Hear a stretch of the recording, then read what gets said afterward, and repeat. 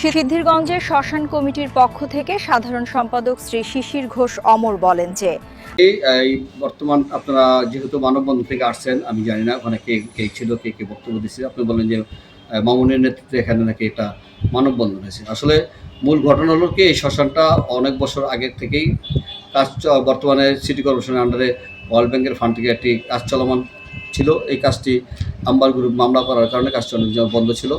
এটা গেট বন্ধ থাকা অবস্থাতেও বিভিন্ন এলাকা থেকে এসে বিভিন্নভাবে মাদক খায় বা মাদক সেবন করে। এই কারণে আমরা প্রশাসনকে জানিয়েছি। প্রশাসন এসে বিভিন্ন সময় অনেক ছেলেপিলেকে ধরেছে, আবার অনেক সময় তাদেরকে ছেড়েও দিয়েছে, নিষেধ করা হয়েছে। যেহেতু কাজটা আমরা করতে পারতেছি না, মানুষজন থাকে না, ওয়ার্কার থাকে না, এই কারণে অন্ধকার থাকে, গেট বাইরে দিয়ে তালা মারা থাকে, ওয়ালটপকে তারা যায়।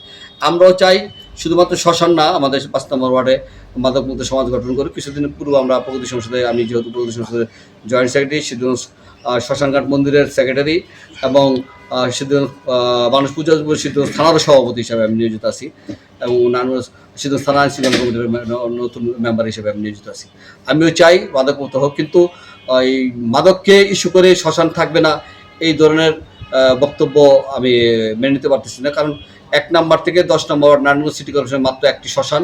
এই শ্মশানঘাটটি খুবই গুরুত্বপূর্ণ, যেহেতু এই ১০টা ওয়ার্ডের ভিতরে কোনো শ্মশান নাই। অতএব আমরা চাই মাদকমুক্ত হোক, শ্মশান আছে, থাকবে। এখানে কেউ কারো পক্ষে এসে কিছু করবে, অবশ্যই প্রশাসন এবং এলাকাবাসী সহযোগিতা বিগত দিনে করে আসছে, আজকেও করতেছে, আগামী দিনও করবে। আজকে সকালেও সিটি কর্পোরেশনের প্রশাসক মহোদয়ের নির্দেশক্রমে ঠিকাদার এখানে আসে। তারপরেও ওখানে আম্বার গ্রুপের পক্ষ থেকে মামুন নামে আমাদের এলাকার ছোট ভাই, সে এসে কাজকে বন্ধ করে দেয় এবং আমার সিটি কর্পোরেশন যে ঠিকাদারের ওয়ার্কার ছিল, সেই ওয়ার্কারকে সে মারধর করতে চায়। তার পরবর্তীতে আমি ওখানে যাই, যাওয়ার পরে আমি তাদেরকে কাজ করার জন্য বলি। পরবর্তীতে সিটি কর্পোরেশনের সচিব ৫ নম্বর ওয়ার্ডের সালাউদ্দিন এবং যে আরও নিয়োজিত নজরুল এবং এলাকাবাসী অনেকে আসে, তাদের মাধ্যমে আমরা কাজটা চলমান, ঠিকাদারও আসে।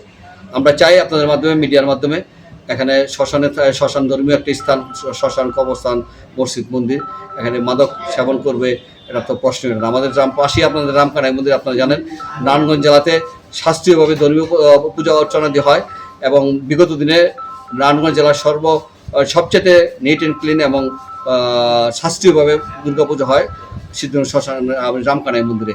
এখানে শ্মশানে আমাদের পূজা অর্চনা করি।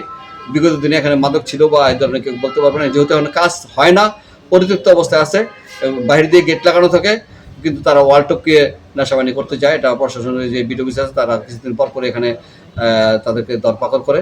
আমরা চাই আপনাদের মাধ্যমে, প্রশাসনের মাধ্যমে এখানে মাদক যদি থেকে থাকে তার নির্মূল হোক। সবাইকে ধন্যবাদ।